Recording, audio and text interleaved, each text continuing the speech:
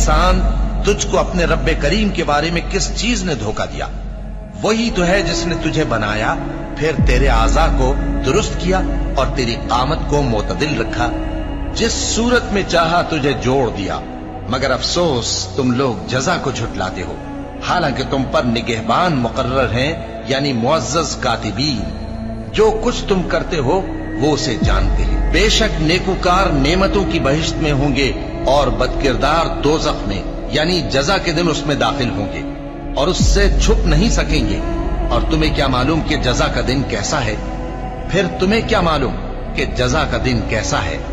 جس روز کوئی کسی کے کچھ کام نہ آ سکے گا اور حکم اس روز اللہ ہی کا ہوگا۔ اے پیغمبر، میری طرف سے لوگوں کو کہہ دو کہ اے میرے بندو، جنہوں نے اپنی جانوں پر زیادتی کی ہے، اللہ کی رحمت سے نا امید نہ ہونا۔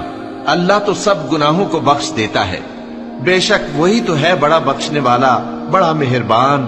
اور اس سے پہلے کہ تم پر عذاب آ واقع ہو، اپنے پروردگار کی طرف رجوع کرو اور اس کے فرما بردار ہو جاؤ، ورنہ بعد میں تم کو مدد نہیں ملے گی۔ اور اس سے پہلے کہ تم پر ناگہاں عذاب آ جائے اور تم کو خبر بھی نہ ہو، اس نہایت اچھی کتاب کی جو تمہارے پروردگار کی طرف سے تمہاری جانب نازل ہوئی ہے پیروی کرو۔ ایسا نہ ہو کہ اس وقت کوئی شخص کہنے لگے کہ ہائے اس کوتاہی پر افسوس ہے جو میں نے اللہ کا حق ماننے میں کی، اور میں تو ہنسی ہی کرتا رہا۔ یا یہ کہنے لگے کہ اگر اللہ مجھ کو ہدایت دیتا تو میں بھی پرہیزگاروں میں ہوتا۔